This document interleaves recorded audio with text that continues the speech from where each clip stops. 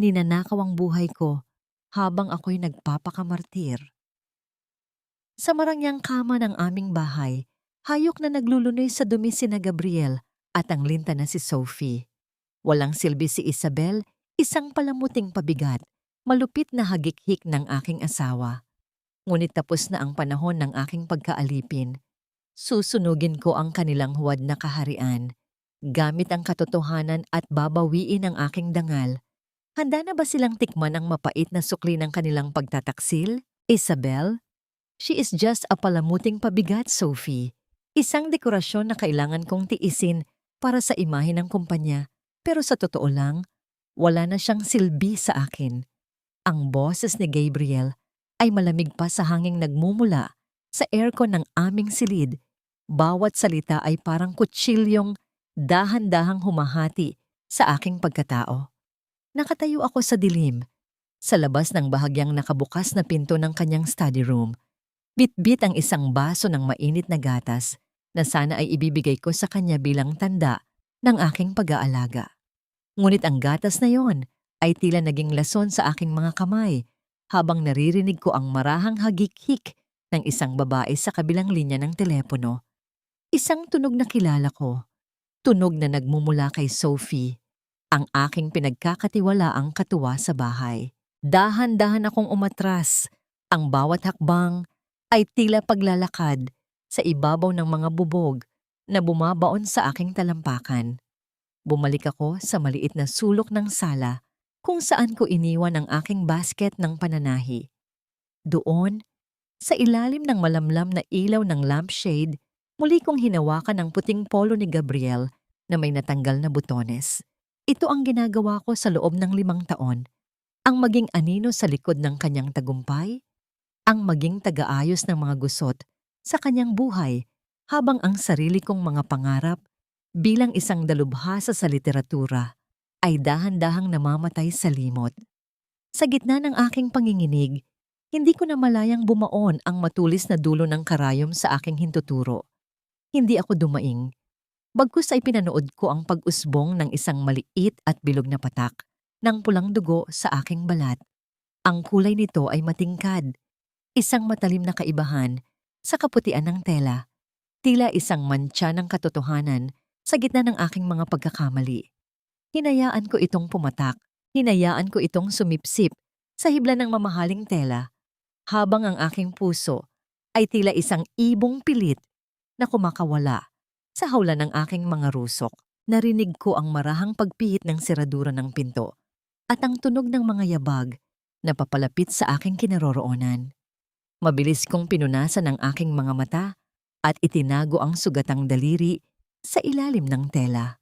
Pumasok si Gabriel na may dalang ngiting madaling dayain ang sinumang hindi nakakakilala sa kanya. Lumapit siya sa akin at inilapag ang isang maliit na paper bag sa ibabaw ng mesa. Sinuot niya ang kanyang maskara ng pagiging mapagmahal na asawa, hinawakan ang aking balikat at humalik sa aking noo.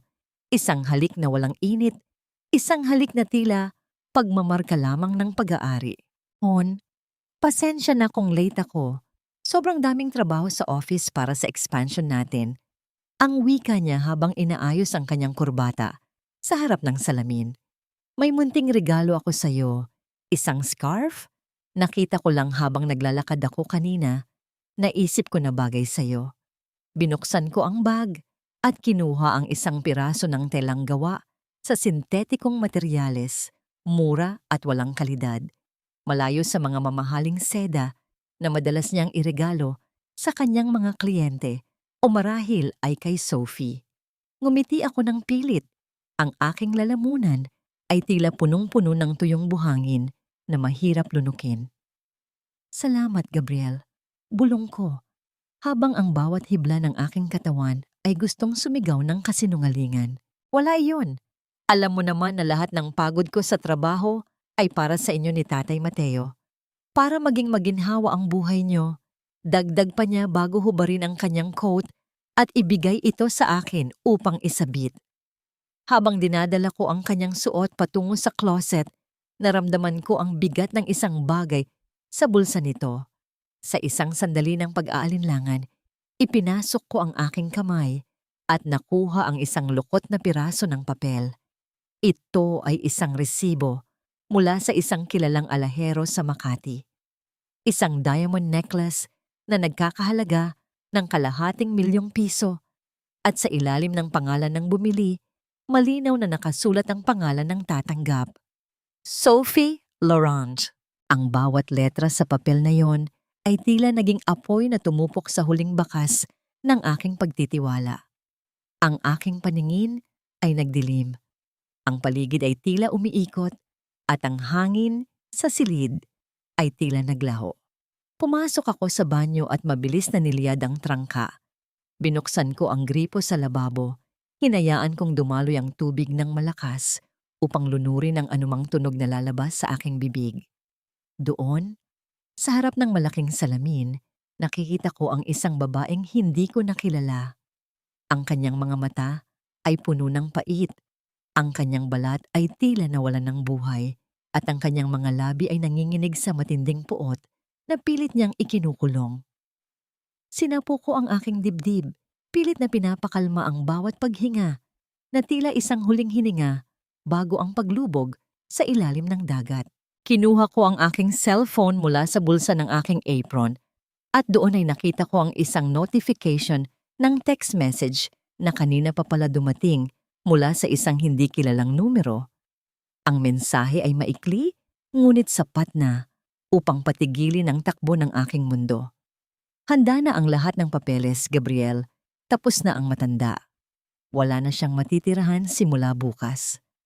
Ang salitang matanda ay tumagos sa aking kaluluwa gaya ng karayom kanina. Ang tanging matandang mahalaga sa buhay ko, ang tanging taong ibinigay ang lahat para sa amin, ay ang aking ama, si Mang Mateo. Napatitig ako sa aking refleksyon sa salamin habang ang tubig sa lababo ay patuloy na umaapaw. Tila ang aking mga luha na tumatangging tumigil sa pag-agos. Sino ang babaeng ito na hinayaan ang sariling maging bulag sa loob ng maraming taon? Sino ang asawang ito na naging kasabwat sa sarili niyang pagkawasak? Sa gitna ng katahimikan ng gabi, isang tanong ang umaling-awngaw sa aking isipan. Isang tanong na walang kasagutan, kundi ang mapait na katotohanan ng aking pag-iisa. Hanggang kailan ko kayang yakapin ang dilim bago ako tuluyang lamunin nito? At ano ang ititira ko sa aking sarili kapag ang lahat ng aking minamahal ay naging abo na sa kamay ng taong pinili kong paglingkuran? Kinabukasan, ang sikat ng araw na tumatagos sa mga kurtina ng aming mansyon ay hindi nagdala ng pag-asa, kundi isang malamig na paalala ng aking bilangguan.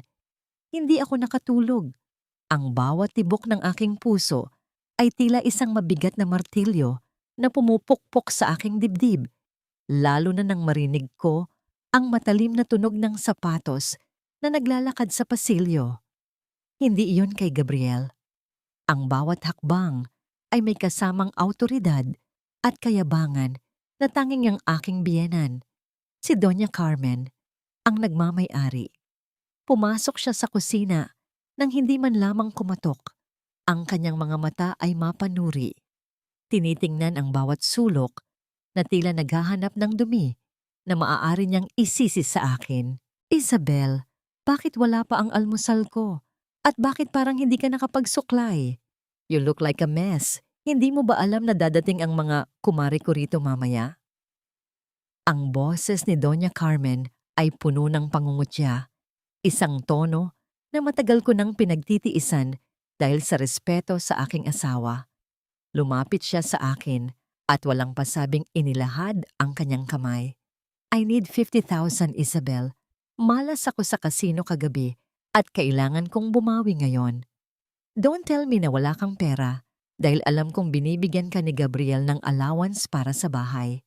Nanigas ako sa aking kinatatayuan. Sa loob-loob ko, gusto kong isigaw na ang perang hinihingi niya ay ang perang pambayad sana sa gamot ng aking ama. Ngunit pinili kong manahimik. Opo, Mama, kukunin ko lang sa itaas.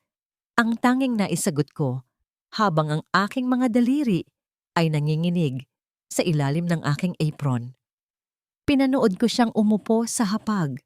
Ang kanyang mukha ay puno ng pagkainip, habang tinatawag akong isang walang silbing palamuti na pinalad lamang na mapangasawa ng kanyang anak. Ang bawat salita niya ay tila laso na dahan-dahang pumapatay sa natitira kong pasensya. Nang makaalis si Doña Carmen, mabilis kong kinuha ang aking cellphone upang tawagan si Tatay Mateo.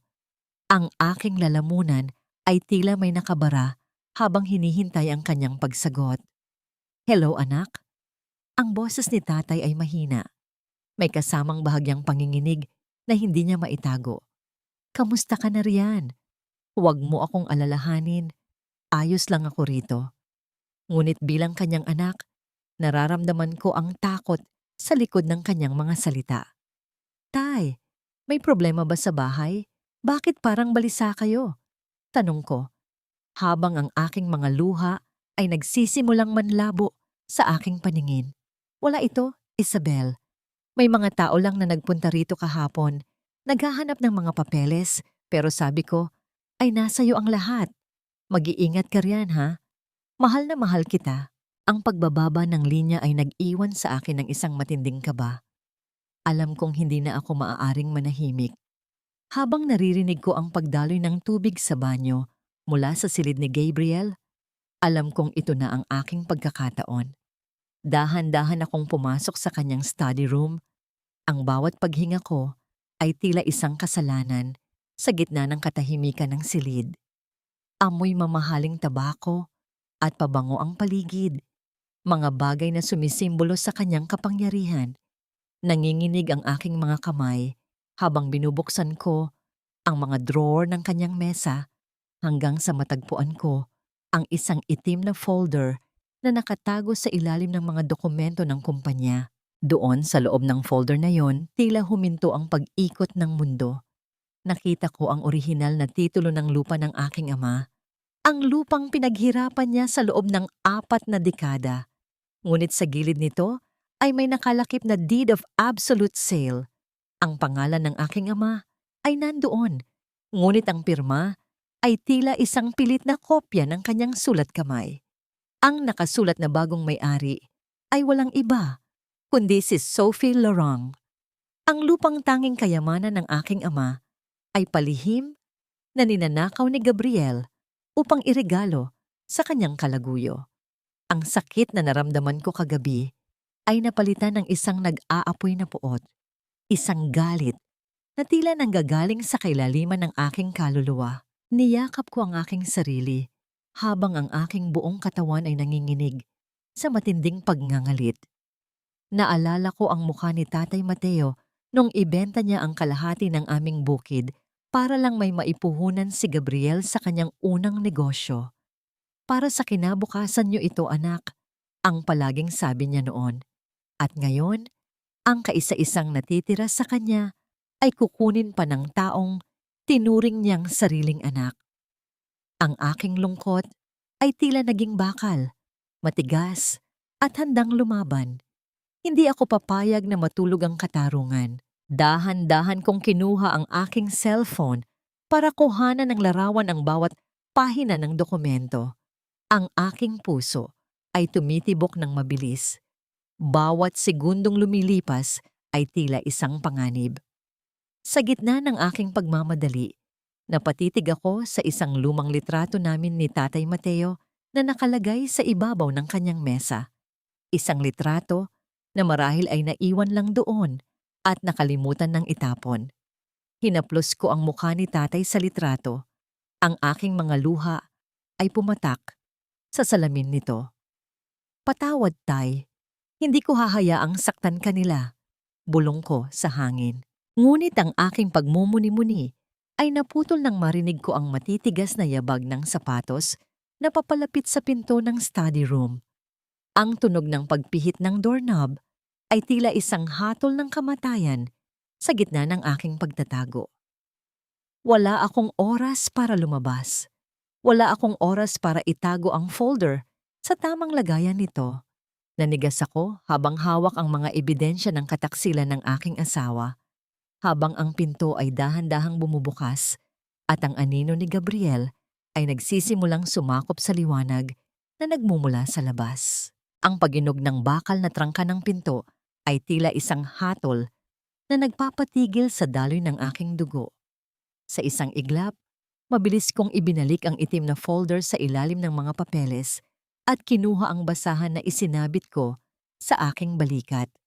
Nang bumukas ang pinto, pumasok si Gabriel na may kunot na noo.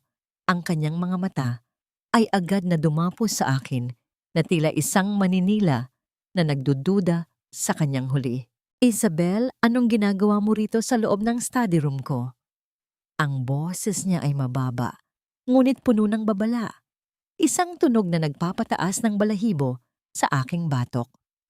Pinilit kong panatilihing matatag ang aking mga kamay kahit na ang aking puso ay tila gustong kumawala sa aking dibdib. Hon, nakita ko kasing medyo maalikabok na ang mga libro mo, kaya inisip kong linisin muna. Habang wala ka pa, ang mahinahon kong sagot habang pilit na ngumingiti. Tinitigan niya ako ng matagal, tila binabasa ang bawat guhit sa aking muka upang hanapin ang anumang bakas ng pagsisinungaling. Sa wakas, bumuga siya ng hangin at lumakad patungo sa kanyang upuan. Lumabas ka na rito, Isabel. Ayokong may nakikialam sa mga gamit ko rito, kahit ikaw pa. Madali akong tumango at mabilis na lumabas. Hindi humihinga ng malalim hanggang sa marinig ko ang muling pagtiklop ng pinto sa aking likuran. Dali-dali akong nagbihis at kinuha ang aking pitaka. Kailangan kong makaalis sa bahay na ito bago ako tuluyang lamunin ng takot. Nagdahilan ako kay Doña Carmen na kailangan kong pumunta sa palengke upang bumili ng mga sariwang sangkap para sa kanyang paboritong putahe. Sa halip na sa palengke, ang aking mga paa ay nagdala sa akin sa isang makitid na eskinita sa gitna ng lungsod, kung saan matatagpuan ang isang maliit at simpleng law office. Ang paligid ay hindi kasing ningning ng mga gusali sa Makati, ngunit may dalang kapayapaan ang katahimikan dito. Pagpasok ko sa loob, bumungad sa akin ang amoy ng mga lumang libro at kape. Doon, sa likod ng isang mesang puno ng maayos na tumpok ng mga dokumento, nakaupo ang isang lalaking may mahinahong mukha. Si Attorney Lucas Berger. Nang mag-angat siya ng tingin, tila nakita niya agad ang bagyong daladala ko sa aking mga mata. Maari ba kitang matulungan, Ginang? Ang tanong niya sa isang boses na kasing lamig ng agos ng tubig sa sapa.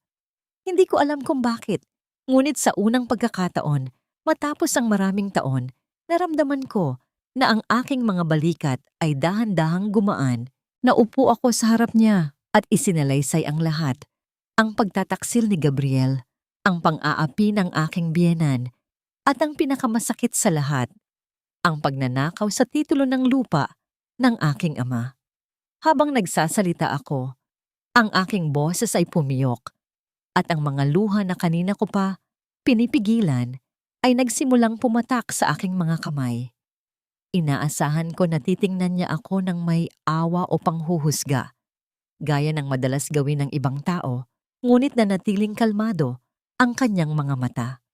Walang salitang binitawan si Lucas, bagkus ay kinuha niya ang isang basong may maligamgam na tubig at dahan-dahang inilapit ito sa akin. Huminga ka ng malalim, Isabel. Ligtas ka rito, ang wika niya ng may kasamang pambihirang respeto.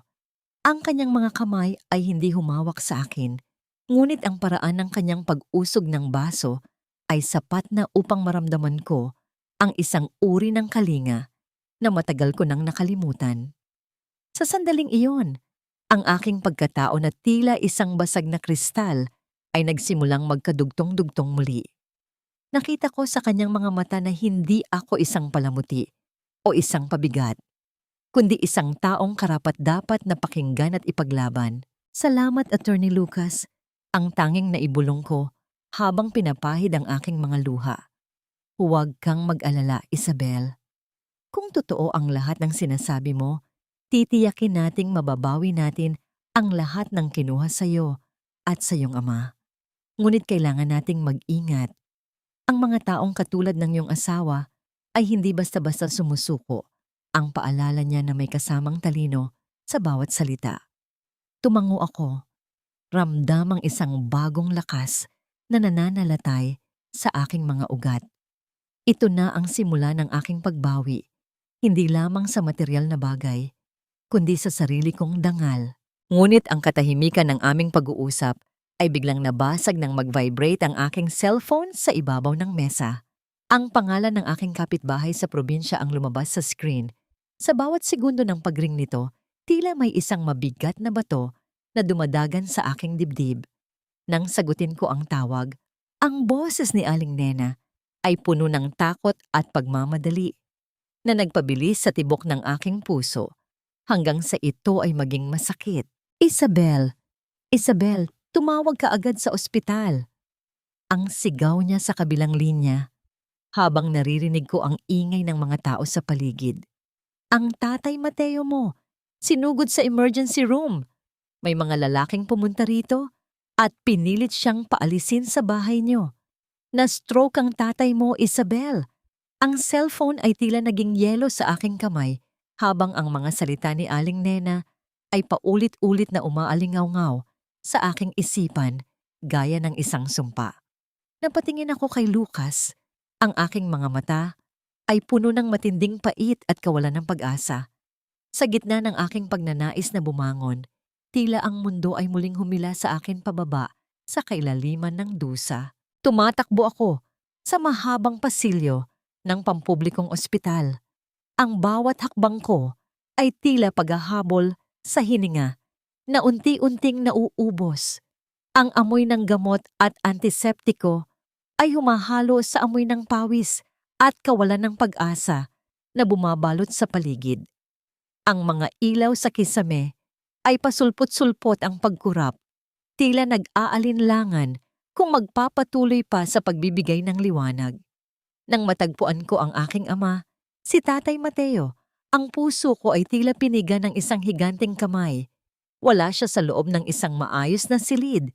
Nakahiga siya sa isang luma at kinakalawang na stretcher sa gitna ng mataong hallway, napapaligiran ng ingay ng mga nagmamadaling nurse at daing ng ibang mga pasyente. Nanginginig ang aking mga kamay habang hinahawakan ko ang kanyang malamig na palad. Tay, nandito na ako. Bulong ko. Habang ang aking boses ay lunod na lunod sa iyak na pilit kong ikinukulong sa aking lalamunan. Ang kanyang mukha ay maputla. Ang kalahati ng kanyang katawan ay tila nawalan na ng buhay dahil sa stroke. Ngunit ang kanyang mga mata ay pilit pa ring bumubukas upang hanapin ako. Sa gitna ng aking takot, kinuha ko ang aking telepono upang tawagan ang aking asawa. Umaasa ako na sa sandaling ito, ang natitirang piraso ng kanyang puso ay muling magpapakita ng awa. Gabriel, please, kailangan ko ng pera. Nasa ospital si tatay, kailangan siyang mailipat sa VIP room at kailangan ng operasyon. Ang pagsusumamo ko, bawat salita, ay may kasamang panginginig ng aking buong katawan. Ngunit ang boses na sumagot sa kabilang linya ay malamig at walang bahid ng pag-aalala. Isabel, stop acting like a child. Bagsak ang negosyo ngayon. Marami tayong utang at hindi ko basta-basta mailalabas ang pera ng kumpanya para sa isang matandang malapit na ring mamatay. Magtiis kayo riyan sa ward. It's just the same service anyway. Ang tunog ng pagputol ng linya ay tila isang malakas na sampal na nag-iwan ng hapdi sa aking pagkatao. Hindi pa man ako nakakabawi sa sakit. Muling nag-vibrate ang aking telepono.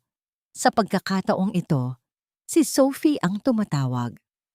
Alam mo, Isabel, masyado kang ambisyosa. Ang pera ni Gabriel ay para sa pag-unlad ng aming hinaharap, hindi para itapon sa isang hukay na wala ng pag-asa. Ang boses niya ay puno ng mapanuyang hagik-hik. Isang malaking pagkakamali na isipin mong mahalaga ka pa sa buhay niya. Bye, baka mapagod ka lang sa pag-iyak. Ang bawat salita niya ay tila mga karayom na muling bumaon sa aking sugatang puso. Ngunit sa pagkakataong ito, hindi na ako pumikit sa sakit. Dahan-dahan akong tumayo, pinunasan ang aking mga luha, at hinawakan ang gintong kwintas na suot ko. Ang tanging pamana ng aking yumaong ina. Ito ang kaisa-isang bagay na nag-uugnay sa akin sa aking nakaraan. Ang simbolo ng pag-ibig na walang hinihinging kapalit. Lumakad ako patungo sa labas ng ospital sa isang maliit na sanglaan sa kabilang kalsada. Habang inilalatag ko ang kwintas sa ibabaw ng glass counter, tila unti-unti ring hinihiwa ang aking kaluluwa. Ngunit para kay Tatay Mateo, handa kong isakripisyo ang lahat, maging ang huling alaala ng aking pagkabata. Nang bumalik ako sa tabi ng aking ama, bitbit ang perang sapat na para sa paunang bayad. Nakita kong bahagyang gumalaw ang kanyang mga daliri. Inabot niya ang aking mukha. Ang kanyang magaspang na palad ay humahaplos sa aking pisngi ng may matinding pagmamahal. Huwag kang umiyak, anak. Ang mahina niyang boses na tila isang bulong ng hangin sa gitna ng bagyo. Hindi ka naging pabigat sa akin kailanman. Ipinagmamalaki kita. Ang mga salitang yon ay sapat na upang tunawin ang lahat ng pait na nararamdaman ko. Sa kabila ng lahat ng panlalait ni na Gabriel at Sophie, sa mata ng aking ama, ako ay nanatiling isang mahalagang hiyas. Ngunit ang panandaliang kapayapaan ay muling nabasag ng isang tanawin mula sa bintana ng hallway. Ang ulan ay nagsisimulang bumuhos ng malakas, lumilikha ng mga guhit ng tubig sa salamin. Sa kabilang dako ng kalsada, sa tapat ng isang marangyang restaurant, nakita ko ang pamilyar na sasakyan ni Gabriel. Bumukas ang pinto at lumabas siya.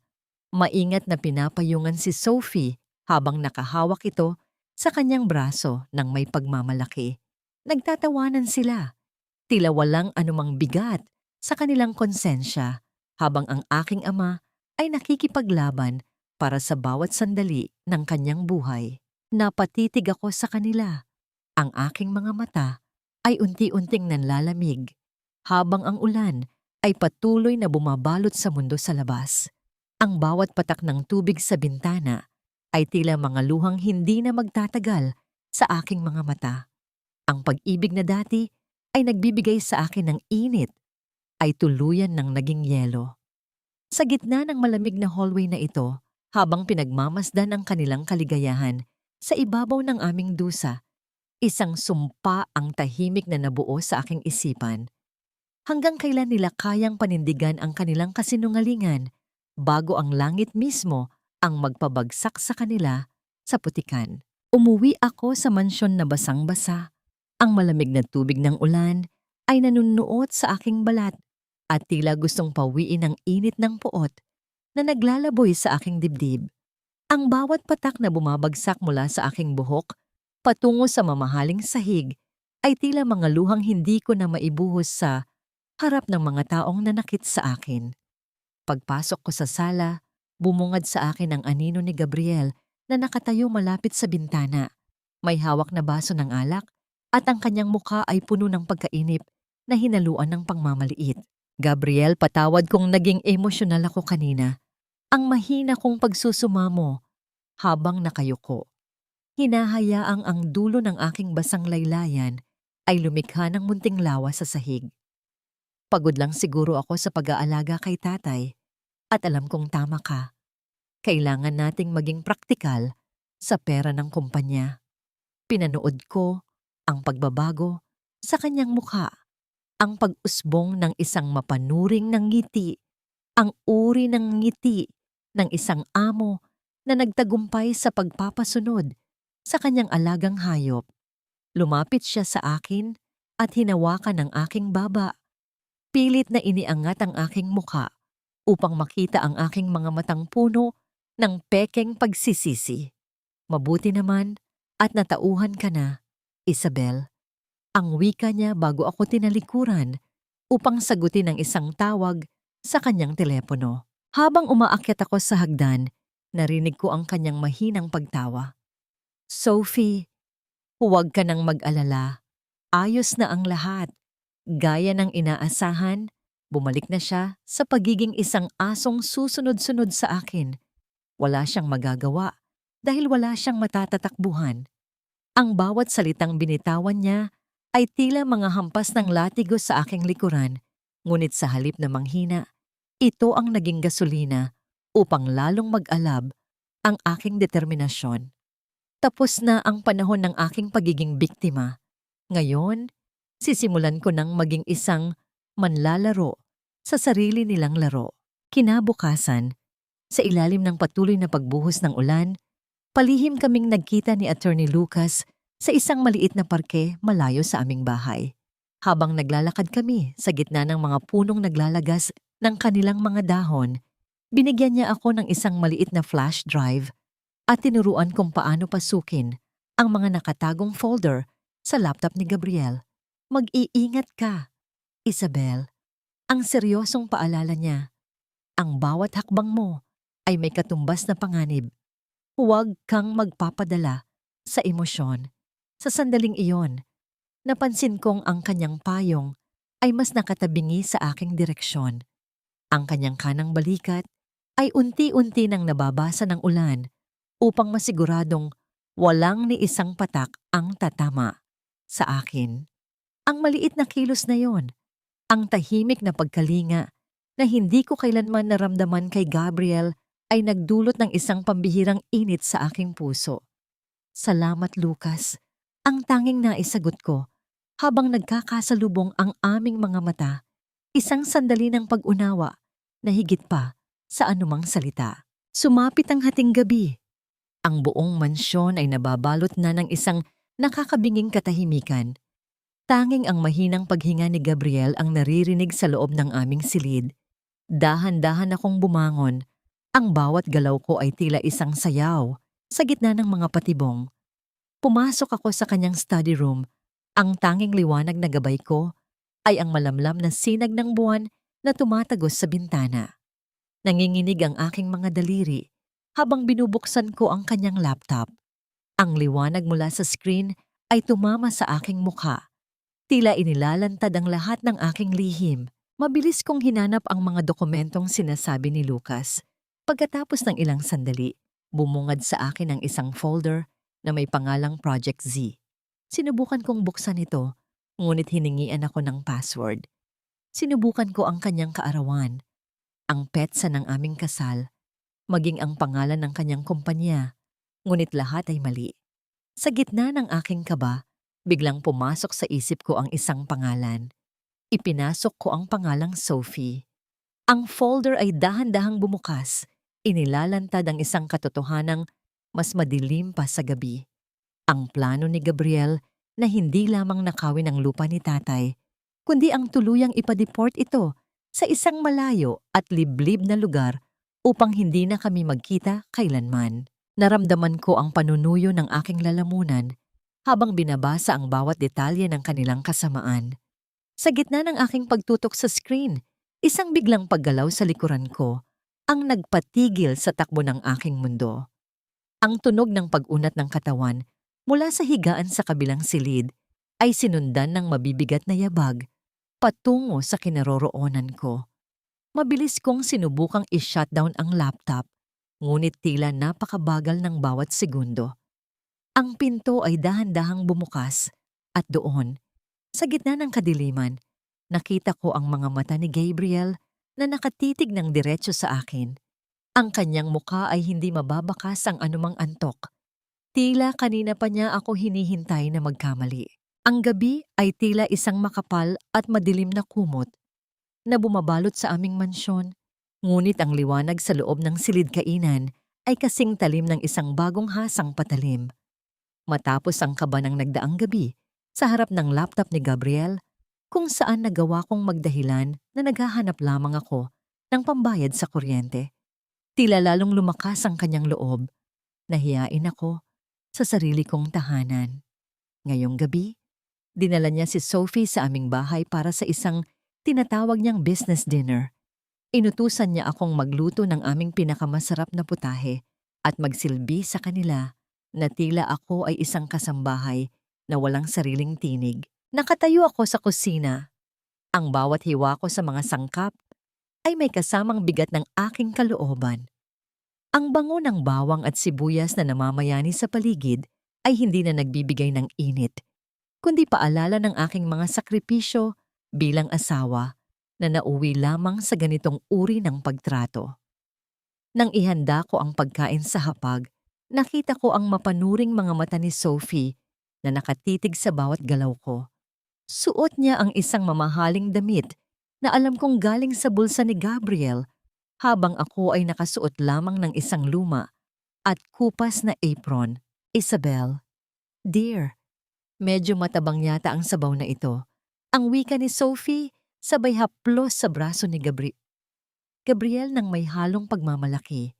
Siguro ay dahil sa pagod mo sa ospital, kaya hindi mo namatansya ang lasa. Sabay silang nagtawanan, isang tunog na tila mga gasgas sa aking kaluluwa. Sinadya rin niyang uminom sa kanyang baso at nag-iwan ng isang matingkad na marka ng lipstick, isang pulang mantsa na sumisimbolo sa kanyang pananakop sa aking teritoryo. Ngumiti lamang ako ng pait. Ang aking puso ay tumitibok ng mabilis, gaya ng isang ibong pilit na kumakawala sa hawla. Eksaktong dumating naman si Doña Carmen, ang aking biyenan, na tila lalong nagpadilim sa atmosfera. Pagpasok pa lamang niya ay agad na niyang nilapitan si Sophie at hinalikan ito sa pisngi. Hay naku Gabriel, bakit ba hindi mo agad ipinakilala sa akin ang batang ito? Napakaganda at mukhang napakatalino.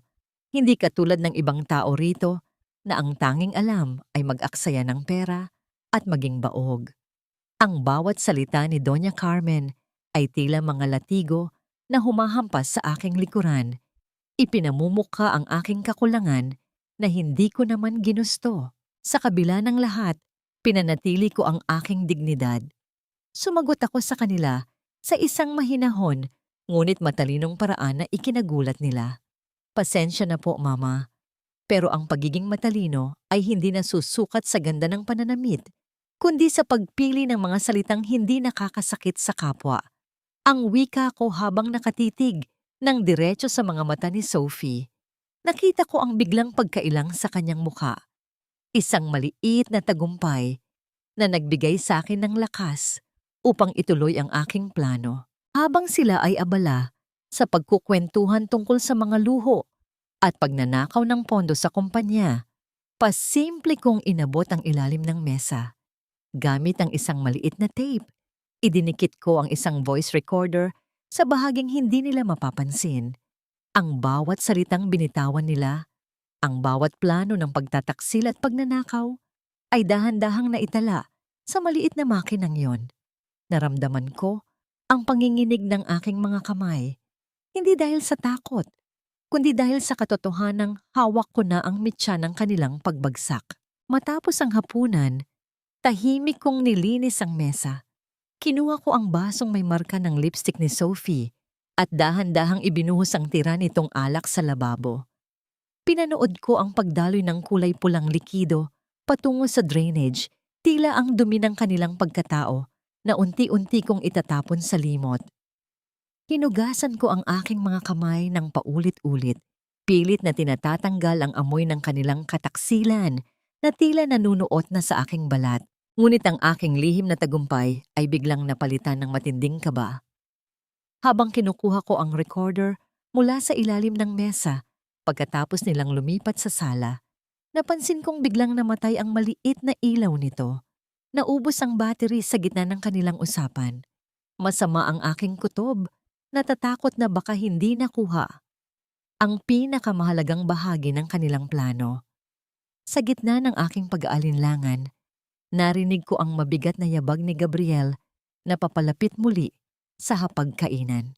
Isabel, may nakita ka bang maliit na bagay na nakadikit dito kanina? Ang boses ni Gabriel ay puno ng hinala habang nakayuko siya at tinitingnan ang ilalim ng mesa, eksaktong sa lugar kung saan ko idinikit ang recorder. Ang aking mundo ay tila huminto sa pag-ikot habang ang kanyang kamay ay dahan-dahang gumagapang sa ilalim ng kahoy.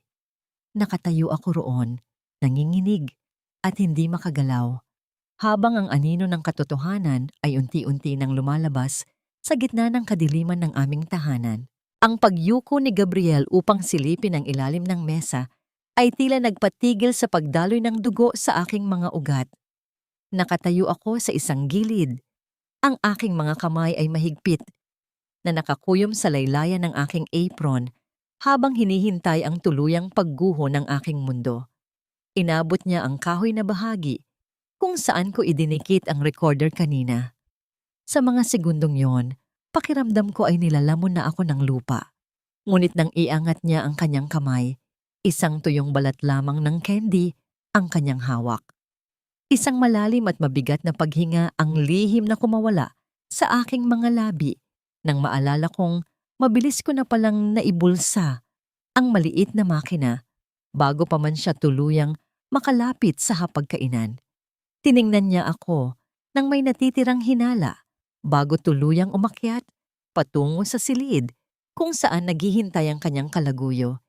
Iniiwan akong mag-isa sa gitna ng malamig at madilim na kusina. Kinabukasan, bitbit ang bigat ng puyat at ang patuloy na pag-aalala para sa aking ama, nagtungo ako sa tanggapan ni Attorney Lucas. Sa loob ng kanyang maliit ngunit maayos na opisina, ang amoy ng lumang papel at mainit na kape ay nagbigay ng pansamantalang kapayapaan sa aking isipan. Ipinatong ko ang recorder sa ibabaw ng kanyang mesa. Tahimik niyang ikinabit ito sa kanyang computer at pinakinggan namin ang mga nakuha kong usapan. Sa bawat pagbanggit ni Sophie sa mga ninanakaw na pondo at sa bawat paghalakhak ni Gabriel, muling nanariwa ang mga sugat sa aking dibdib. Ngunit sa halip na magalit, ang mga mata ni Lucas ay nanatiling kalmado, puno ng malalim na pagsusuri. "We can trace the offshore accounts from this, Isabel," ang mahinahon niyang pahayag habang inaalis ang kanyang salamin. "You did a very brave thing, pero nakikita kong ubos na ubos ka na. Masyadong delikado ang ginagawa mo." Napayuko ako. Pilit kong pinigilan ang panginginig ng aking baba, ngunit ang pader na itinayo ko upang magpanggap na matapang ay tuluyan ng gumuho. Ang mga luhang kanina ko pa pinipigilan ay sunod-sunod na pumatak sa aking kandungan. Umiyak ako. Hindi lamang dahil sa sakit ng pagtataksil, kundi dahil sa matinding pagod, sa pag-obliga, sa sariling maging matatag araw-araw. Tumayo si Lucas mula sa kanyang upuan. Hindi niya ako niyakap. Isang bagay na lubos kong pinasasalamatan dahil hindi ko alam kung paano tatanggapin ang ganoong kalapit na pisikal na ugnayan sa ngayon. Sa halip, nagtimpla siya ng chamomile tea at dahan-dahang inilapag ang mainit na saro sa aking harapan. Pagkatapos, lumakad siya sa aking likuran at ipinatong ang kanyang malapad at mainit na palad sa sandalan ng aking upuan. Hindi niya hinawakan ang aking balat, ngunit ang init na nagmumula sa kanyang presensya ay tila isang matibay na kalasag na pumulupot sa aking pagkatao. "Huminga ka lang, nandito ako, at hindi kita pababayaan." Ang bulong niya na tila isang pangako ng kaligtasan. Sa sandaling iyon, napansin niya ang isang mahabang galos sa aking braso. Marahil ay nakuha ko nang magmadali akong maglinis ng kusina kagabi. Walang salitang binitawan si Lucas. Kumuha lamang siya ng isang malinis na folder at banayad na inusog ito sa ibabaw ng mesa upang matakpan ang aking sugat. Ang kanyang mga mata ay puno ng purong paggalang, nagbibigay ng dignidad sa isang babaeng matagal nang inaalisan nito. Habang pinapakalma ko ang aking sarili, napadako ang aking paningin sa isang maliit na frame sa gilid ng kanyang mesa. Ito ay isang litrato ng isang babaeng nakatalikod, nakaharap sa malawak na karagatan. Ang buhok ay nililipad ng hangin. Walang mukhang nakikita, ngunit ang paraan ng pagkakakuha ng litrato ay nagpapahiwatig ng isang malalim na pangungulila. Nais ko sanang magtanong, ngunit pinili kong manahimik. Iniiwan ang misteryong iyon sa hangganan ng kanyang pribadong buhay. Kinahapunan, dumaan ako sa ospital upang bisitahin si Tatay Mateo. Bahagya nang bumalik ang kulay sa kanyang mukha. Nang hawakan niya ang aking kamay, naramdaman ko ang pagbabalik ng lakas sa kanyang mga daliri. Ang kanyang simpleng pagtango at ang mapayapang anyo ng kanyang pagtulog ay naging patunay na ang lahat ng aking paghihirap ay hindi mauuwi sa wala. Nariyan siya, lumalaban, kaya wala akong karapatang sumuko. Ngunit nang makauwi ako sa aming mansyon kinagabihan, isang mensahe mula kay Lucas ang nagpatigil sa aking paghakbang. Ang liwanag ng aking telepono ay sumasalamin sa aking muka habang binabasa ko ang kanyang natuklasan mula sa buong pagsusuri sa mga dokumento. Isabel, ang pera na ninanakaw ni Gabriel ay hindi nakapangalan kay Sophie. Ginamit nila ang iyong pirma. Ikaw ang ginawa nilang dummy account. Kung babagsak sila, balak nilang ikaw ang makulong para sa lahat ng krimen nila. Ibinaba ko ang telepono habang ang malamig na pawis ay nagsimulang mamuo sa aking noo. Tinitigan ko ang aking sarili sa salamin ng sala. Sa gitna ng paparating na unos, sapat ba ang tapang ko upang sunugin ang sarili kong pangalan para lamang matupok sila at mananatili kaya si Lucas sa aking tabi kapag nagsimula ng kumalat ang apoy? Ang sakit ay hindi na bago sa akin, ngunit may mga uri ng sugat na tila binubuhusan ng kumukulong tubig sa bawat pagkakataong mamulat ang aking mga mata. Nakatayo ako sa ilalim ng malaking puno ng mangga sa kabilang kalsada, nakakubli sa mga anino habang pinagmamasdan ang lumang bahay ng aking ama. Ang bahay na naging saksi sa aking paglaki, sa mga tawa ng aking yumaong ina, at sa walang sawang pagsisikap ni Tatay Mateo, ay tahasang nilalapastangan sa aking harapan. Ang mabibigat na muebles na yari sa mamahaling kahoy at salamin ay ibinababa mula sa isang malaking truck, nagdudulot ng bahagyang pagyanig sa sementadong kalsada sa bawat paglapag nito. Mula sa isang makintab na sasakyan ay bumaba sina Gabriel at Sophie. Tila sila mga haring nag-iikot sa kanilang bagong kaharian. Nakakapit si Sophie sa braso ng aking asawa. Ang kanyang mukha ay nakangiwi habang pinagmamasdan ang simpleng disenyo ng aming lumang tahanan. Gabriel, this place is literally a trash bin. Ang matinis na reklamo ni Sophie habang itinuturo ang kahoy na beranda. Ipabaklas mo nga agad ang mga bulok na dingding na yan. I want everything imported and brand new. Hindi bagay sa akin ang tumira sa ganitong ka-cheap na lugar, lalo na kapag kinasal na tayo. Isang matamis at mapagbigay na ngiti ang isinukli ni Gabriel. Anything for my queen. Ang tugon niya bago halikan ng noo ng kanyang kalaguyo. Aayusin natin ito bago ang grand party ni Mama para maipagmalaki kita sa lahat ng mga bisita. Ang bawat salita nila ay tila kumot na gawa sa yelo na ibinalot sa aking kaluluwa. Ngunit ang pinakamatinding hapdi ay dumating ng utusan ni Gabriel, ang isang karpintero, na tanggalin ang lumang karatula sa itaas ng pinto. Ito ang kahoy kung saan inukit ni Tatay Mateo ang aming apelyido nung araw na mabili niya ang lupang ito. Pinanood ko kung paano ibaon ng manggagawa ang bakal sa gilid ng kahoy at sa isang marahas na paghila, ang karatulang yon ay pilit na pinaghiwalay mula sa haligi. Ang mga hibla ng kahoy ay napunit, nag-iwan ng mga hiwa sa lumang pintura na tila mga sugat na hindi na kailanman maghihilom. Naramdaman ko ang pagbaon ng sarili kong mga kuko sa aking mga palad. Nakakuyom ang aking mga kamao nang napakahigpit hanggang sa manhid na ang aking mga daliri at may mainit na likidong nagsimulang gumapang sa aking balat. Subalit sa halip na maiyak, ang aking isipan ay naging kasing lamig ng yelo. Ang galit na nag-aapoy sa aking bituka ay dahan-dahang namuo upang maging isang matigas na patalim. Tahimik ko silang pinanood na maglunoy sa kanilang ninakaw na kaligayahan, habang sa aking isipan ay binubuo ko na ang entablado ng kanilang pagbagsak. Habang naghahanda akong umalis, isang matandang lalaki na nakasuot ng kupas na kamiseta ang lumapit sa kinaroroonan ko upang magtapon ng mga naipong kalat mula sa loob ng bahay. Si Mang Teban, ang karpinterong matagal ng kaibigan ni Tatay. Nagtama ang aming mga paningin. Walang anumang bakas ng pagkagulat sa kanyang mukha. Tila alam niyang naroon ako.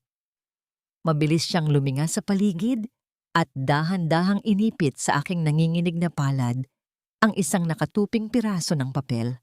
May mga bagay sa bahay na yan na hindi nila kailanman mabubura, anak. Ang mahina niyang paalala na tila isang lihim na sumpa bago siya mabilis na naglakad pabalik sa loob. Pag-uwi ko sa mansyon, sinalubong ako ng presensya ni Doña Carmen sa sala. Siya ay abala sa pag-aayos ng mga mamahaling imbitasyon para sa kanyang ika-70 kaarawan, napapaligiran ng mga sample ng tela at listahan ng mga bisitang nabibilang sa mataas na lipunan. Nang makita niya ako, ang kanyang mga mata ay nanlisik sa kasakiman. Isabel, the event organizer needs the final payment today. Ang bungad niya nang hindi man lang nag-aabala na magpakita ng galang. I know you still have your personal savings from the allowance Gabriel gave you. Ilabas mo na, don't be selfish. Ito ang pinakamalaking event ng taon para sa pamilya natin. At wala akong balak mapahiya sa mga kumari ko dahil lang sa pagiging kuripot mo. Alam kong ang hinihingi niya ay ang natitira kong pera na maingat kong itinabi para sa mga gamot ni Tatay Mateo at para sa sarili kong pagtakas. Ito ang huling patak ng aking kalayaan. Tinitigan ko ang makapal na kolorete sa mukha ng aking biyenan, ang kanyang matatalas na tingin na naghihintay ng aking pagtutol. Ngunit sa halip na makipagtalo, pumasok ako sa aking silid, kinuha ang sobrang naglalaman ng lahat ng aking inipon, at tahimik na bumalik sa sala. Inilahad ko ang sobre sa kanya na may kasamang isang kalmado at matamis na ngiti, isang nangiting pumunit sa loob ng aking mga pisngi dahil sa tindi ng pagpipigil. Ito po, Mama. Kunin niyo na po ang lahat. Sana ay maging napakasaya ng inyong kaarawan. Asahan niyo po na paghahandaan ko rin ng mabuti ang araw na yon. Ang wika ko sa isang boses na kasing lambing ng isang masunuring anak.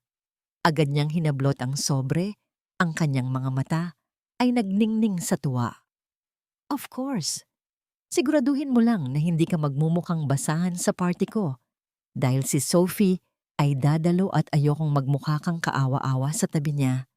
Tumango lamang ako, palihim na nagdiriwang sa katotohanang ang perang kinuha niya ang mismong gagamitin niya upang punduhan ang sarili niyang kahihiyan. Nang makapasok ako sa loob ng aking madilim na silid, maingat kong binuksan ang nakatuping papel na ibinigay ni Mang Teban.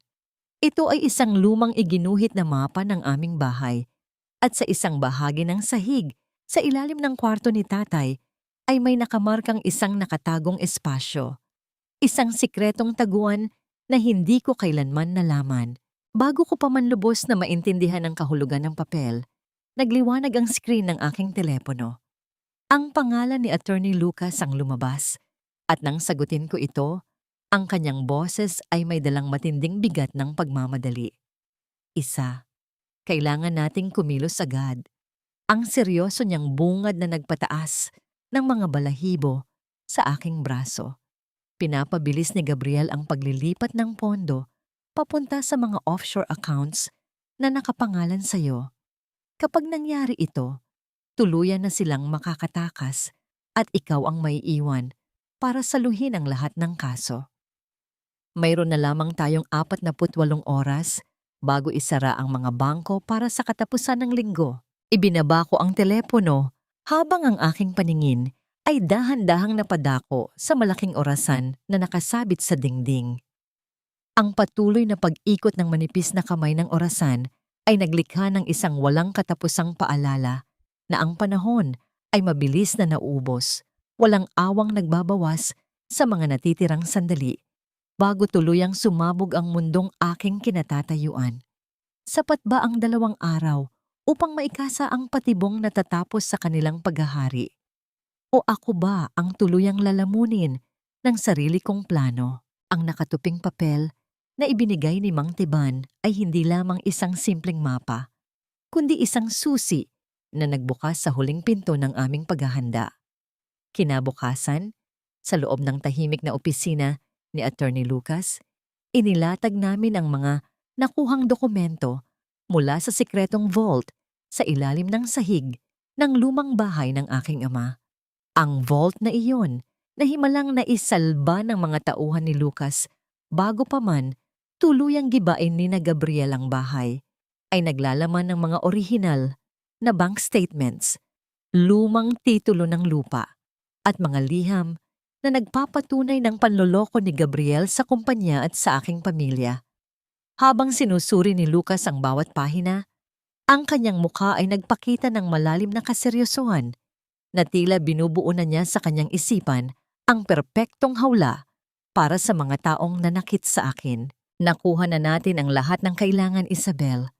Ang mahinahon, ngunit matapang na pahayag ni Lucas habang iniaayos ang mga papeles para sa huling hakbang ng aming plano.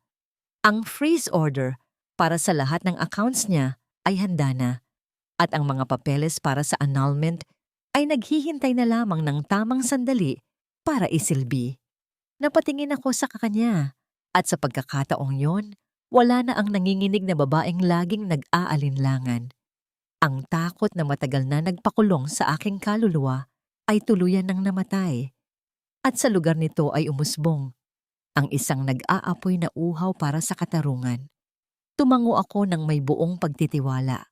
Ramdam ang bigat, ngunit inaasahang ginhawa ng paparating na unos. Pag-uwi ko sa aming mansyon upang maghanda para sa marangyang ika-70 kaarawan ni Doña Carmen, sinalubong ako ng isang nakakapasong panlalait mula kay Gabriel.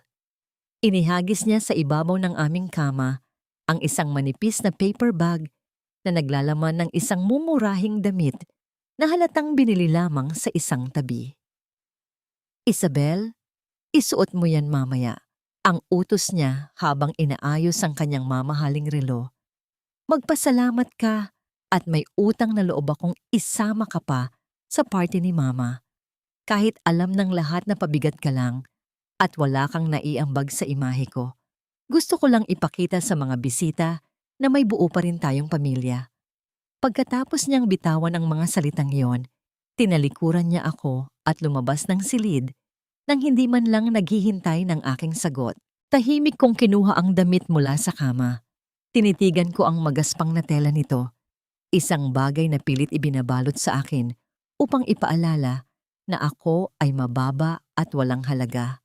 Dahan-dahan, lumakad ako patungo sa basurahan at walang pag-aalinlangang inihulog ito roon.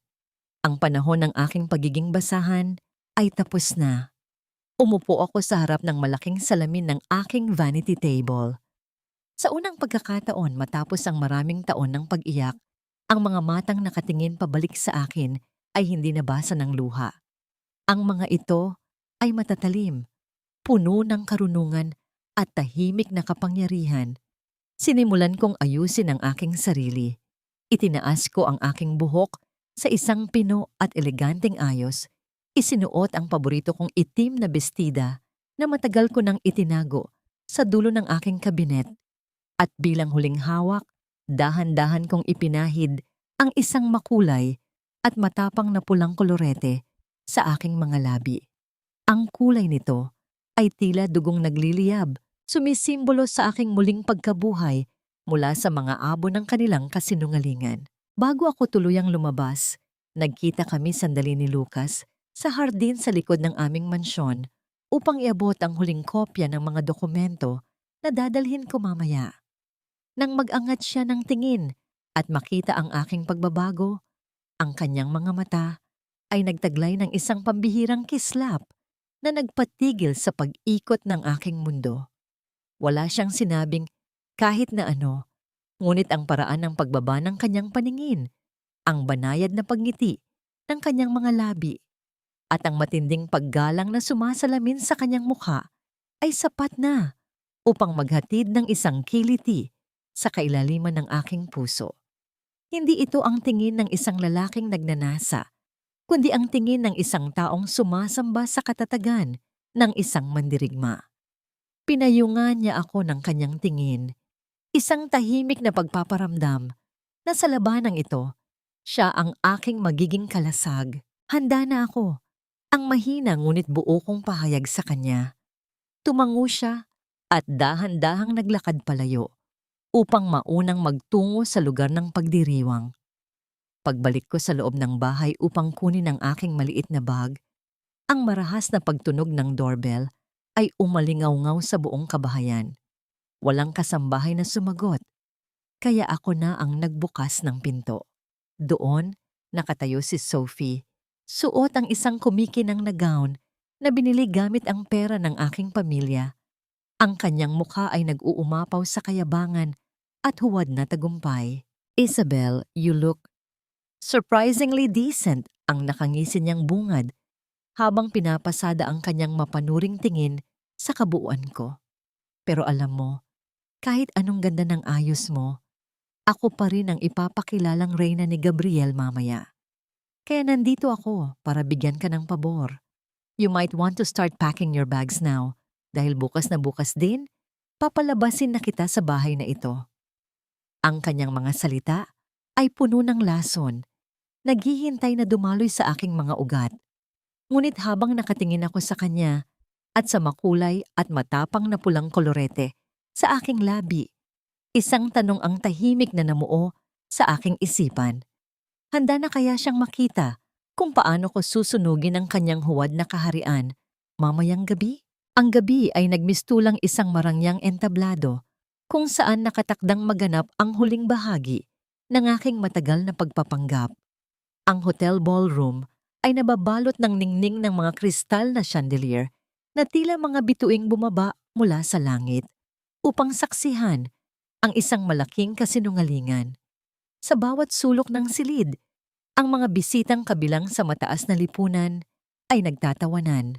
Ang kanilang mga boses ay humahalo sa marahang tugtog ng biolin. Nakatayo ako sa isang bahagyang madilim na sulok. Ang aking pulang gown ay tila isang mantsa ng katotohanan sa gitna ng mga huwad ng ngiti. Ang bawat hakbang ko ay kasing timbang ng katarungang matagal ko nang hinahanap. Sa harap ng entablado, nakita ko si Gabriel na abalang nakikipag-usap sa mga maimpluwensyang tao. Ang kanyang boses ay puno ng kayabangan habang ipinapakilala si Sophie bilang kanyang katuwang sa pagpapalago ng kumpanya. Si Doña Carmen naman, na suot ang lahat ng kanyang mamahaling alahas, ay tila isang reyna na naghihintay ng pagpupugay mula sa kanyang mga alipin.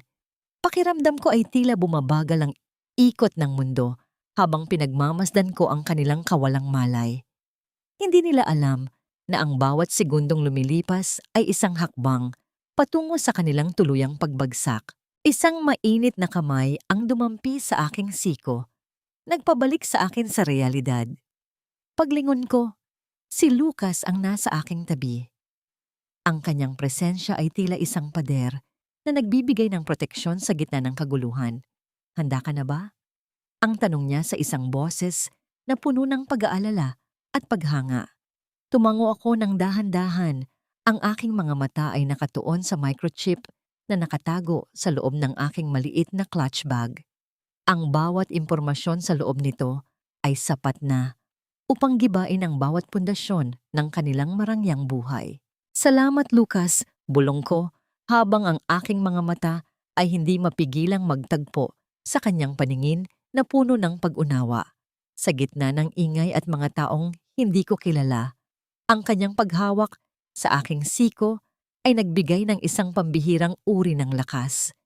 Hindi siya nagsalita, ngunit ang kanyang marahang pagpindot sa aking braso ay tila isang pangako na kahit ano pa ang mangyari, hindi ako mag-iisa sa harap ng unos.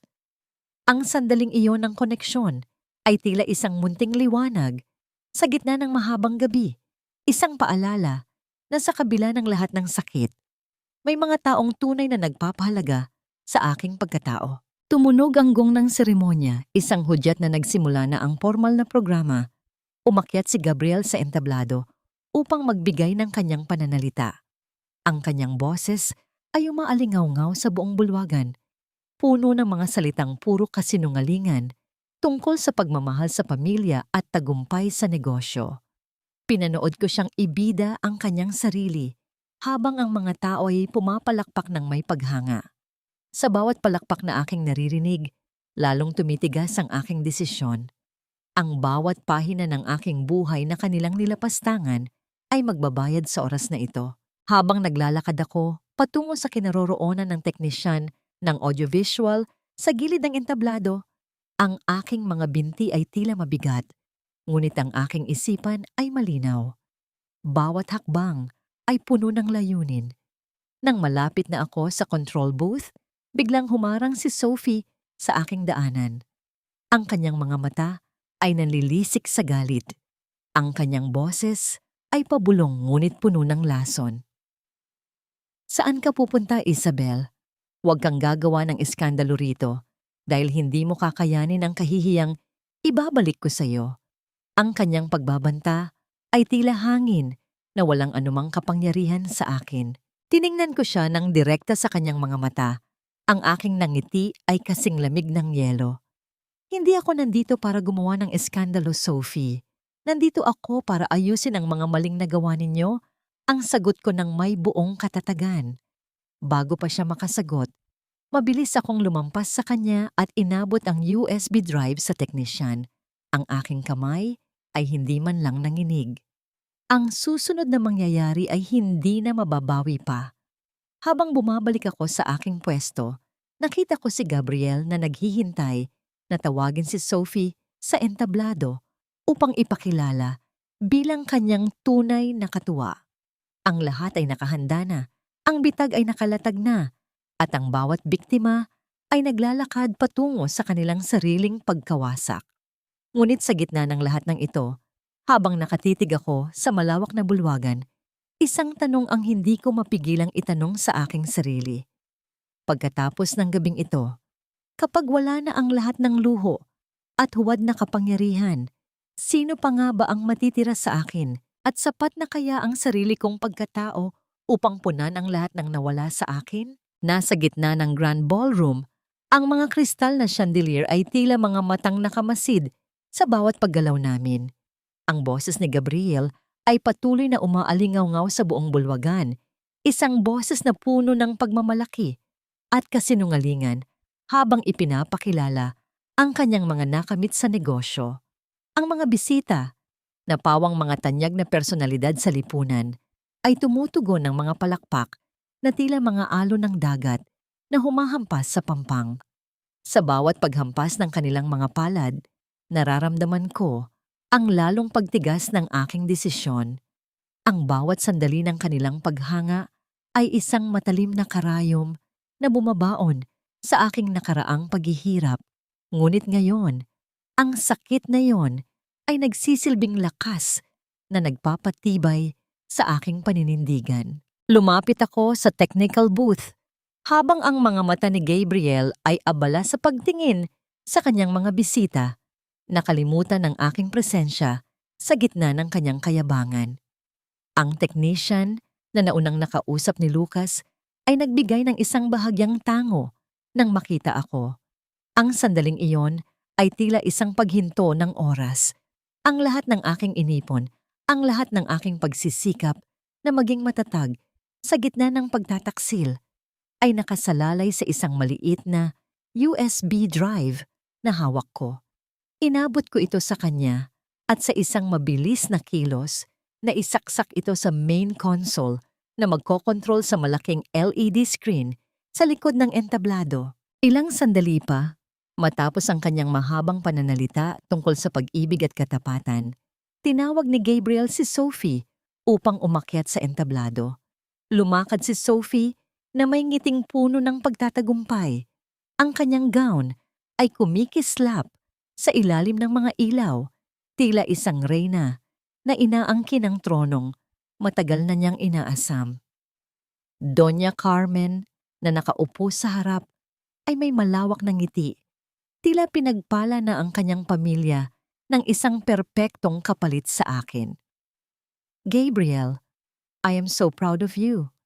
Ang bulong ni Sophie sa mikropono, sapat na upang marinig ng buong bulwagan habang ang kanilang mga kamay ay naghahawakan sa harap ng maraming tao. Ngunit bago pa man makapagsalita si Gabriel tungkol sa kanilang hinaharap, dahan-dahan akong naglakad patungo sa entablado. Ang bawat paghakbang ko sa bawat baitang ay ramdam ng buong bulwagan sa pamamagitan ng mikroponong hawak ko. Natigilan si Gabriel. Ang kanyang mga mata ay nanlaki nang makita niya ako. Ang kanyang nangiti ay biglang napalitan ng pag-aalinlangan. Isabel, anong ginagawa mo rito? Bumaba ka agad. Ang pabulong niyang utos. Ngunit hindi ko siya pinansin. Lumingon ako sa mga bisita. Ang aking muka ay kalmado. Walang bakas ng kahit anong takot. Sa isang mabilis na pagpindot ng teknisyan, ang malaking screen sa likod namin ay nagbago ng anyo. Hindi na ito ang mga larawan ng tagumpay ni Gabriel. Sa halip, nagsimulang lumitaw ang mga kopya ng mga bank statements, ang mga pekeng pirma na ginamit sa titulo ng lupa ni Tatay Mateo, at ang mga screenshot ng mga mensahe ni Gabriel at Sophie tungkol sa kanilang mga iligal na gawain. Ang buong bulwagan ay biglang natahimik, tila ang hangin ay biglang nawala sa silid. Ang bawat imahe sa screen ay isang sampal sa kanilang mukha. Isang katotohanang hindi na nila maitatago sa likod ng kanilang mga mamahaling suot. Si Doña Carmen ay tumayo. Ang kanyang mukha ay namutla sa matinding kahihiyan, habang ang mga bisita ay nagsimulang magbulungan. Ang kanilang mga boses ay tila isang dumadagundong na kulog na bumabalot sa aming paligid. Sophie, ang iyong pinagmamalaking yaman ay nagmula sa dugo at pawis ng aking ama. Ang aking boses ay malinaw at matatag na umaalingaw-ngaw sa mikropono, Gabriel. Ang kumpanyang ipinagmamalaki mo ay itinayo mo sa ibabaw ng mga kasinungalingang ikaw mismo ang gumawa. Nakita ko ang pagbagsak ng kanilang mga balikat. Ang kanilang mga mata ay naghahanap ng mapagtataguan, ngunit wala na silang kawalan. Naramdaman ko ang pagluha sa aking mga mata, hindi dahil sa lungkot, kundi dahil sa wakas, ang hustisya ay nakamit na. Habang bumababa ako sa entablado, nakita ko si Lucas sa gilid. Ang kanyang mga mata ay puno ng paghanga at pag-unawa. Ngunit sa gitna ng aking tagumpay, isang pangamba ang biglang dumapo sa aking puso.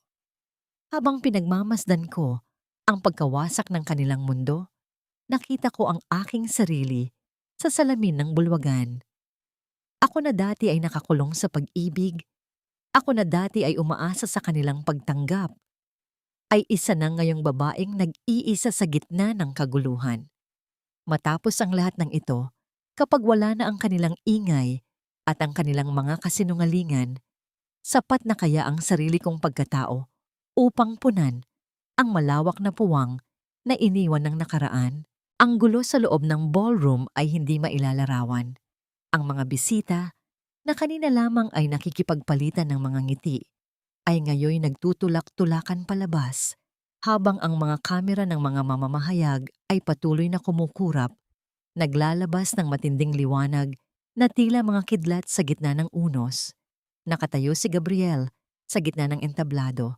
Ang kanyang mukha ay kasing puti ng papel, habang ang mga dokumento ng kanyang krimen ay nananatiling nakapaskil sa higanteng LED screen. Si Sophie, sa kabilang banda ay hindi na makatingin ng diretso sa mga tao. Ang kanyang mga mata ay pabalik-balik sa pintuan, naghahanap ng anumang daanan upang takasan ang kahihiyan na bumabalot sa kanya. Doña Carmen, na kanina lamang ay nagmamalaki sa kanyang mga alahas, ay nawalan ng ulirat sa sobrang gulat at kahihiyan. Ang kanyang katawan ay bumagsak sa sahig, habang ang mga security personnel ay mabilis na lumapit upang siya ay alalayan. Nakita ko ang lahat ng ito mula sa aking kinatatayuan, ngunit sa halip na makaramdam ng saya, isang matinding pagod ang dumaloy sa aking mga kalamnan. Ang bawat tagumpay na aking nakamit ay may katumbas na piraso ng aking puso na tuluyang napagod sa pakikipaglaban. Ipinasok ni Attorney Lucas ang mga opisyal ng batas sa loob ng bulwagan, bit-bit ang warrant of arrest para kay Gabriel at ang opisyal na dokumento ng freeze order para sa lahat ng kanilang assets. Isabel, tama na ito, ang mahinang bulong ni Lucas sa aking tabi habang inaalalayan niya ako pababa ng entablado. Huwag mo nang hayaang kainin ka ng galit nila. Sa sandaling iyon, ang aking tingin ay nagtagpo kay Gabriel, ang lalaking minahal ko, ang lalaking ipinagpalit ko, ang aking kinabukasan, ay ngayoy isang nilalang na puno ng puot at pagkasira. Isabel, gagawin ko ang lahat para makaganti sa'yo. Ang sigaw niya sa gitna ng kaguluhan bago siya pusasan ng mga pulis. Hindi ko siya sinagot. Hindi na kailangan ng anumang paliwanag. Ang kanyang banta ay tila hanging dumadaan lamang na walang kapangyarihang yumanig sa aking bagong natagpuang kapayapaan. Habang inilalabas sila sa bulwagan, sinubukan ni Sophie na humabol sa akin. Ang kanyang mga mata ay puno ng matinding galit. "You will regret this, Isabel. I will make sure na magdurusa ka rin." Ang kanyang sigaw na puno ng lason. Tiningnan ko siya ng may matinding pagkapagod. "Sophie, ang tunay na pagdurusa ay hindi ang mawalan ng yaman o posisyon, kundi ang mabuhay sa mundong binuo mo sa ibabaw ng pagsisinungaling. Hindi na kita kailangang parusahan dahil ang buhay mo mula ngayon ay sapat na parusa na para sa'yo." Tinalikuran ko siya. Hindi na nilingon ang kanyang nagpupumiglas na anyo habang hinihila siya palayo ng mga awtoridad. Nang tuluyan ng humupa ang kaguluhan sa ballroom, ang silid ay naiwang tahimik at puno ng mga bakas ng nagdaang unos. Naglakad kami ni Lucas palabas ng hotel, patungo sa malamig na hangin ng gabi. Ang ulan ay huminto na at ang mga bituin ay nagsisimulang lumitaw sa kalangitan. Ang aking mga binti ay nanginginig sa pagod, kaya naman dahan-dahan akong sumandal sa pader sa labas ng gusali. "Lucas, tapos na ba talaga?" Ang tanong ko sa isang boses na halos pabulong na lamang. Tumingin siya sa akin. Ang kanyang mga mata ay puno ng lalim at pag-unawa. "Ang laban ay tapos na, Isabel. Ngayon, ang kailangan mo na lang gawin ay ang magsimulang mabuhay para sa sarili mo." Lumapit siya sa akin, hindi upang humawak, kundi upang magbigay ng sapat na espasyo sa aking paghinga. Kinuha niya ang kanyang coat at dahan-dahang ipinatong ito sa aking mga balikat.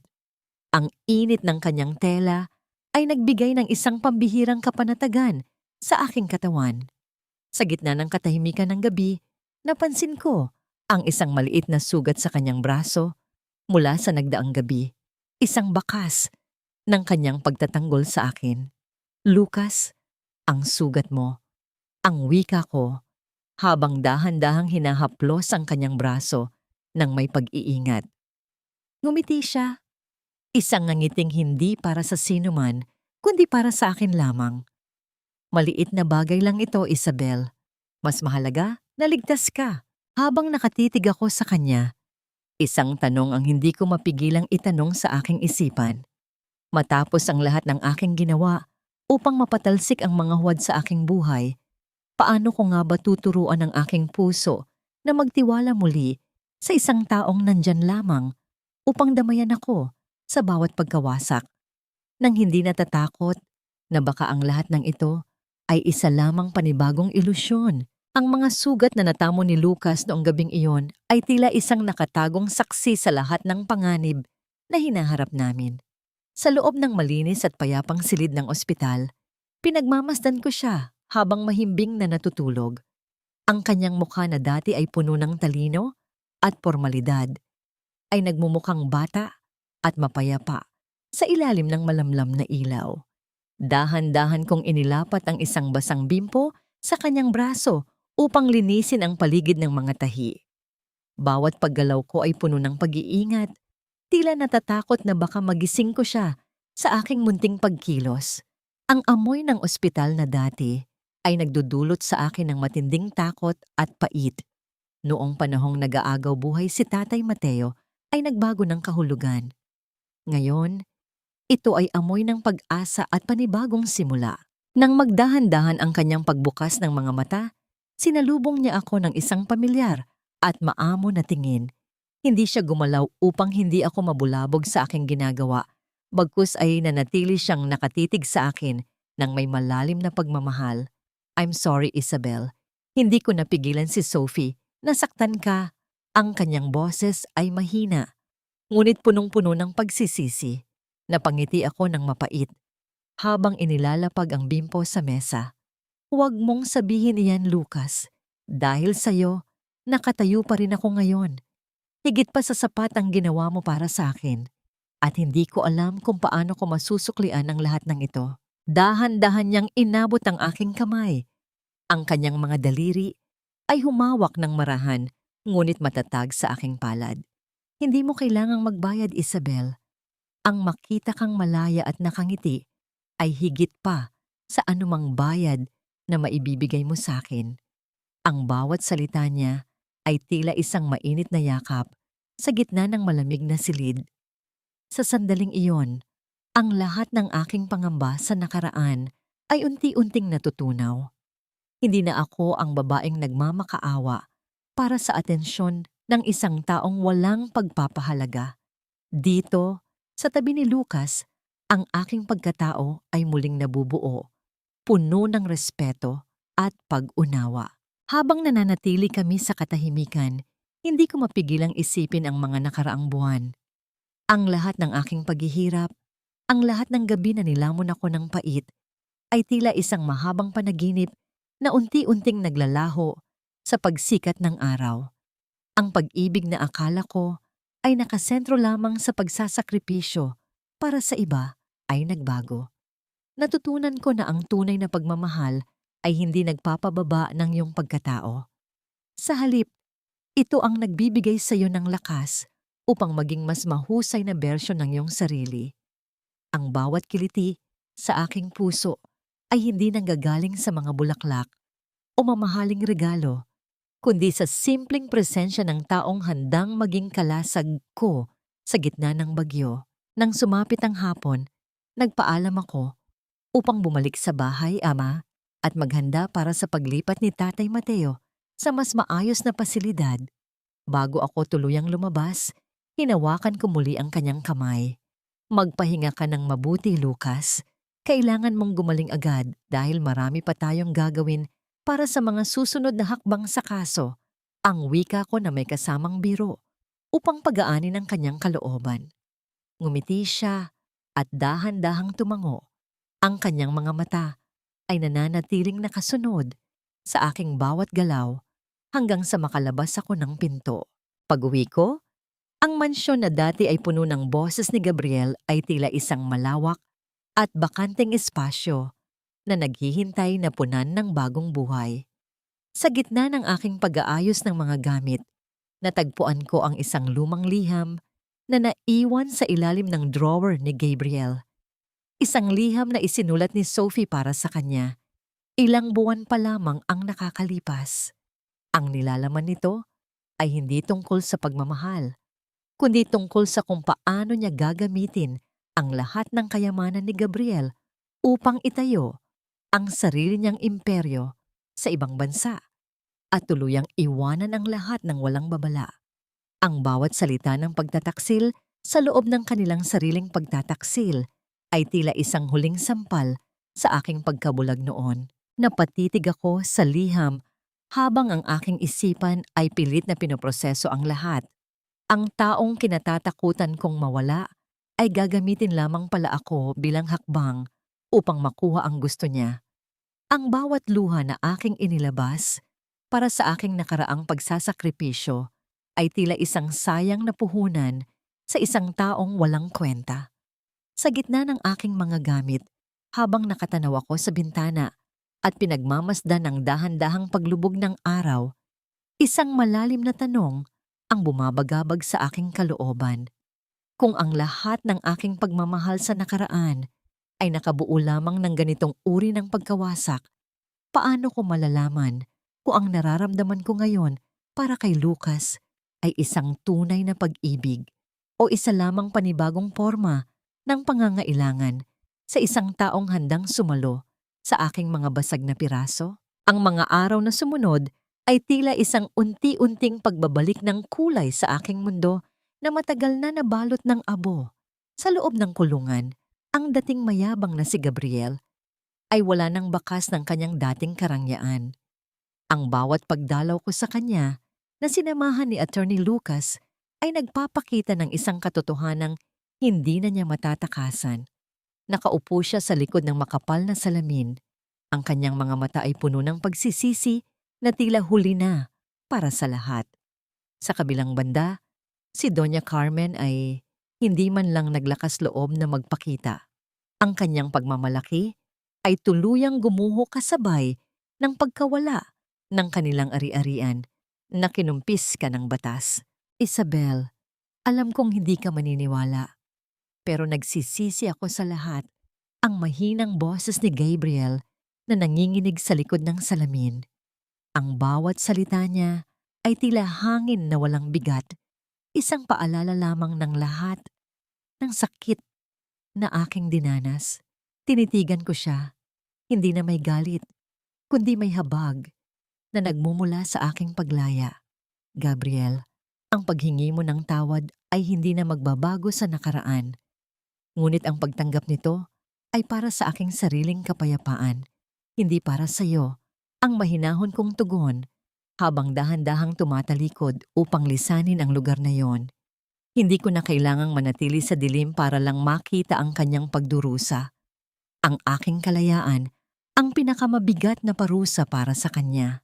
Paglabas namin ng gusali, sinalubong ako ng mainit na simoy ng hangin. Inalalayan ako ni Lucas patungo sa aming sasakyan. Ramdam ko ang kanyang mga mata na nakatitig sa akin ng may malalim na pag-unawa.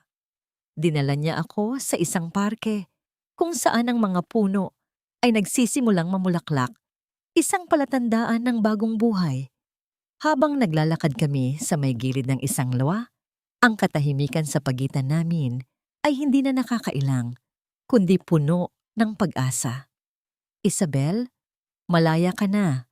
Ang wika niya habang humihinto kami sa tapat ng isang bench na gawa sa kahoy. Naupo kami. Ang distansya namin ay sapat lamang upang maramdaman ang bawat isa. Kinuha niya ang aking kamay, ang kanyang mga daliri ay humawak ng may pambihirang lambot. Sa lahat ng aking nakatrabaho, ikaw ang tanging babae na nagpakita sa akin ng tunay na kahulugan ng katatagan. Hindi mo kailangang magmadali, Isabel. Nandito lang ako, handang maghintay kung kailan ka magiging handa na magbukas muli ng puso. Ang kanyang boses ay puno ng katapatan, na tila isang himig sa gitna ng katahimikan. Ang kanyang mga mata ay nanatiling nakatitig sa akin, naghihintay ng anumang sagot. Ngunit sapat na ang kanyang presensya upang mapawi ang lahat ng natitirang takot sa aking kalooban. Dahan-dahan kong inilapit ang aking ulo sa kanyang balikat.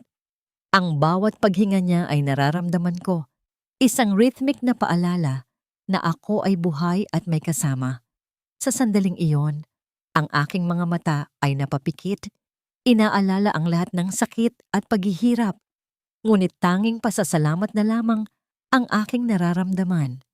Ang bawat luha na aking inilabas noon ay naging matabang lupa upang mamulaklak ang bagong yugto ng aking buhay. Hindi ko na kailangang itanong kung ang lahat ng ito ay panaginip lamang dahil ang init ng kanyang balikat sa ilalim ng aking pisngi ay sapat na patunay ng katotohanan. Habang pinagmamasdan namin ang paglubog ng araw, ang mga ulap sa langit ay naging kulay kahel at rosas, isang napakagandang pagtatapos sa isang mahabang araw. Napagtanto ko na ang paghilom ay hindi nangyayari sa isang iglap. Ito ay isang proseso na nangangailangan ng pasensya at pagtanggap.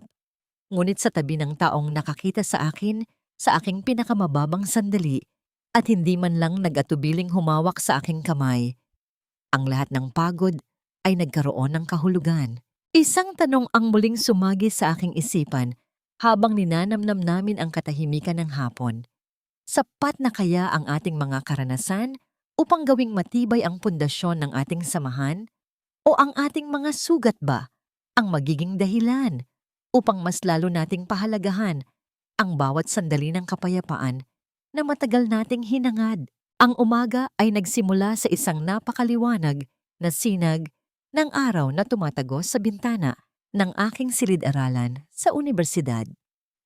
Matapos ang mahabang panahon ng pagharap sa mga korte at mga dokumento, ang pagbabalik ko sa aking unang pag-ibig, ang panitikan, ay nagdala ng isang uri ng kapayapaang hindi ko akalaing makakamit ko pa. Nakatayo ako sa harap ng mga mag-aaral, hawak ang isang kopya ng mga tula na dati ay nagbibigay sa akin ng lakas noong ako ay nagdurusa. Ngayon, ang bawat salita ay may bagong kahulugan. Ang pagtuturo ay hindi na lamang isang trabaho, kundi isang paraan upang ibahagi ang natutunan ko tungkol sa pagbangon mula sa pagkawasak. Sa bawat ngiti ng aking mga estudyante, ramdam ko ang pag-usbong ng isang bagong yugto ng aking buhay na puno ng dignidad at karunungan. Sa kabilang dako, sa loob ng isang maliit na pasilidad kung saan ang mga pagkakamali ng nakaraan ay binabayaran ng mahabang panahon ng pananahimik, si Sophie ay nakatanaw sa labas ng rehas. Ang kanyang mukha, na dati ay puno ng mapanirang ganda, ay nababalot na ngayon ng pagod at pagsisisi habang naglilinis siya ng sahig bilang bahagi ng kanyang sentensya. Walang mga mamahaling damit, walang mga taong sumasamba sa kanyang huwad na katayuan.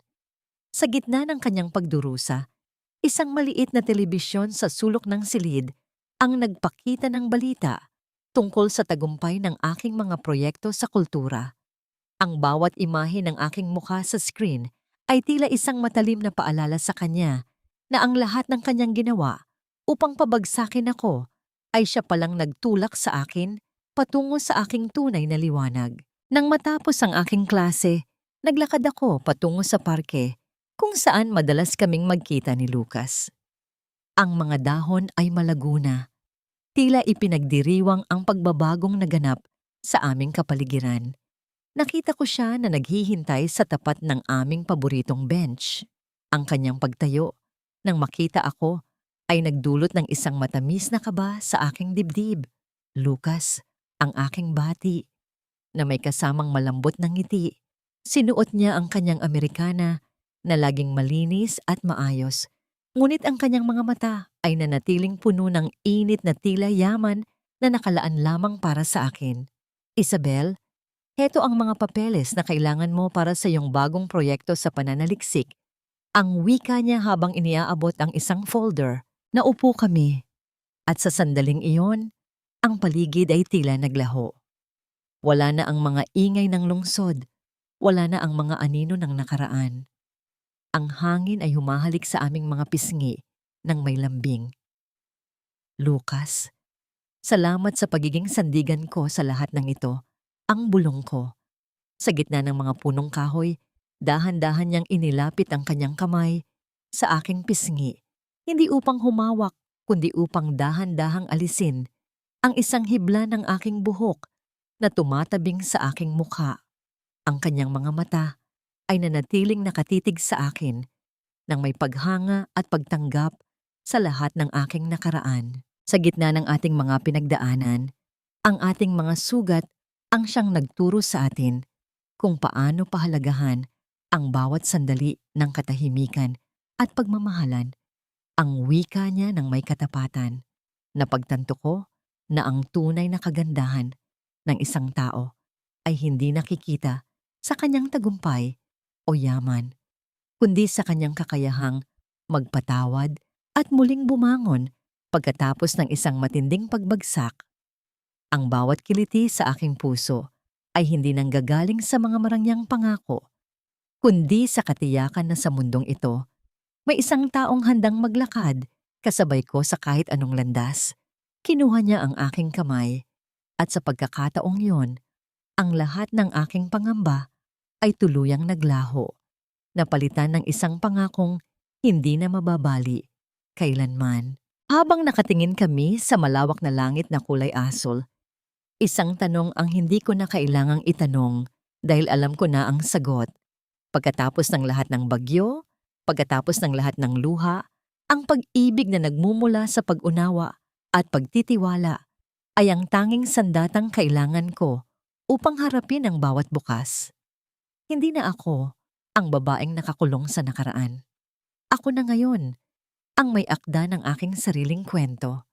At sa bawat pahina na aking susulatin, alam kong laging nasa tabi ko ang taong handang maging saksi sa aking bawat pagtanda, bawat tagumpay, at bawat sandali ng aking tunay na kaligayahan.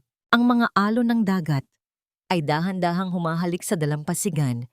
Ang bawat pag-agos ay tila isang paghuhugas sa lahat ng pait na naiwan ng nakaraan. Nakatayo ako rito, suot ang isang simpleng puting bestida, habang ang simoy ng hangin ay nagdadala ng amoy ng alat at paglaya. Sa aking tabi ay si Lucas, ang kanyang mga kamay ay mahigpit na nakahawak sa akin. Isang koneksyon na hindi na kailanman mababali ng anumang unos. Sa bawat paghinga ko sa harap ng malawak na karagatan, batid ko na ang pagpapatawad ay hindi para sa kanila. Ito ay para sa akin. Pinatawad ko na si Gabriel at si Sophie, hindi dahil karapat-dapat sila, kundi dahil ayaw ko nang maging bilanggo ng kanilang mga kasalanan. Ang pagbitiw sa galit ay ang pinakamabigat na pasaning aking naibaba. At sa wakas, ang aking puso ay magaan na gaya ng isang puting ibon na malayang nakakalipad sa gitna ng malawak na asul na langit. Ang pagpapatawad ay hindi nangangahulugan ng paglimot, kundi ang pagpili na hindi na hayaang diktahan ng nakaraan ang aking kinabukasan.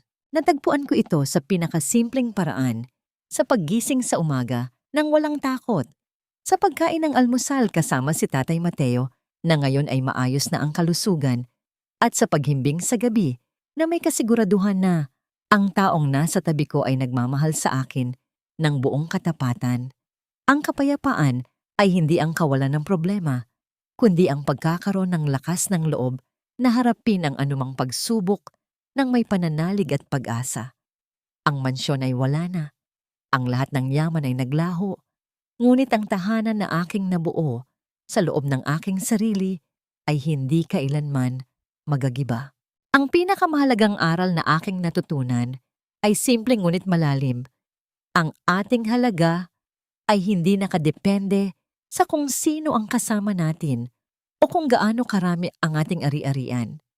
Ang ating tunay na halaga ay nagmumula sa ating kakayahang manindigan para sa katotohanan, sa ating katatagan, sa gitna ng pagkawasak, at sa ating lakas na piliin ang pagmamahal sa kabila ng lahat. Huwag na huwag mong hayaang ang sinuman ang pumatay sa iyong liwanag dahil lamang sa kanilang sariling kadiliman. Ang pagiging martir ay hindi kabanalan. Ang pagiging matalino at pagrespeto sa sarili ay ang tunay na lakas ng isang babae. Ang aking paglalakbay mula sa isang mapagparayang asawa patungo sa isang babaeng may sariling boses ay hindi naging madali. Maraming luha ang dumanak, maraming gabi ang nilamon ng kaba, at maraming pagkakataon na ako ay muntik ng sumuko.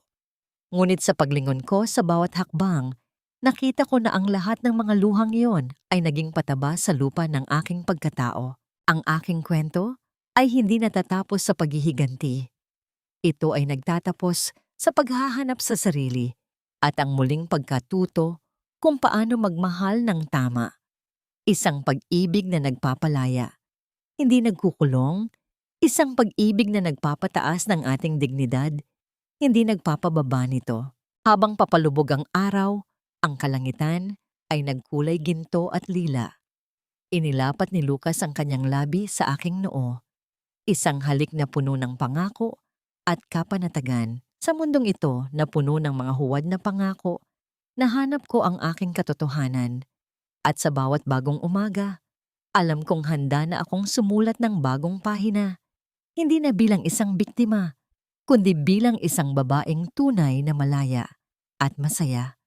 Ang kabanata ng aking nakaraan ay tuluyan ng naisara, at ang bawat pahina ng aking hinaharap ay naghihintay na lamang na masulatan ng mga kulay ng pag-asa.